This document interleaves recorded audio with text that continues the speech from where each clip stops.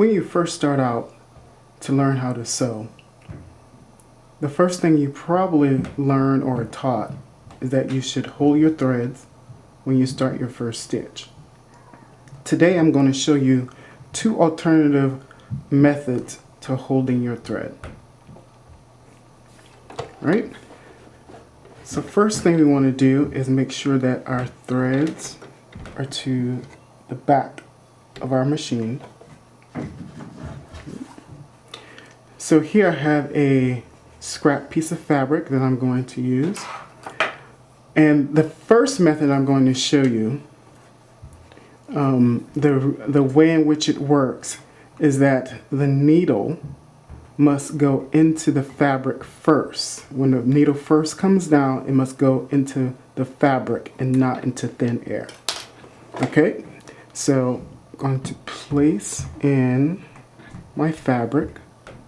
I'm going to lower the presser foot, and if you can see, I've placed my fabric past the needle about 1/4 of an inch. And the reason for that is because I want to do a back stitch and lock the beginning of my seam. So first I'm going to lower my needle. So first time the needle goes in, it goes into the fabric. I'm going to do a reverse stitch, just a few stitches here. All right, and now I'm just going to move forward.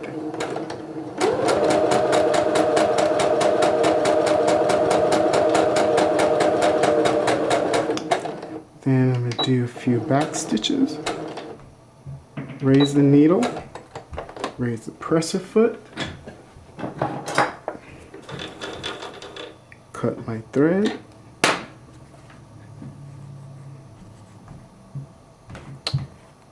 and as you can see, with the exception of this one little loop here, it's a straight, continuous,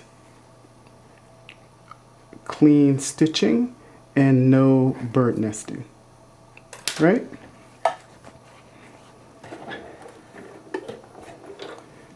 Now the second method I'm going to show you requires one or two pieces of other scrap pieces of fabric. So I usually use one at the beginning and one at the end. And these two pieces of fabric, scrap pieces of fabric, I call my thread saver. So basically I start with one and I end with one. And I'll show you how that works. So again, I place this in, needle down,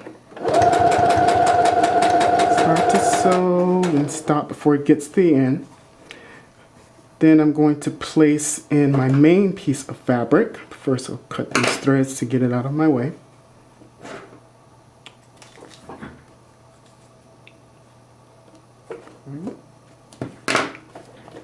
Place in my main piece of fabric, and what's going to happen, there's going to be a continual stitch, and because it's already sealed in my thread saver, it'll be a continuous and very clean stitch.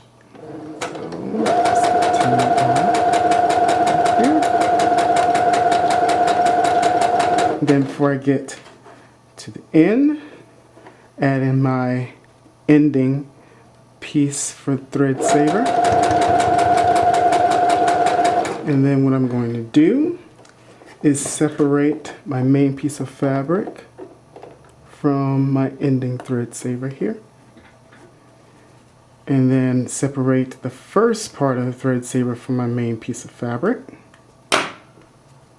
And then as you can see, it's a clean, continuous stitch, no bird nesting or gathering whatsoever.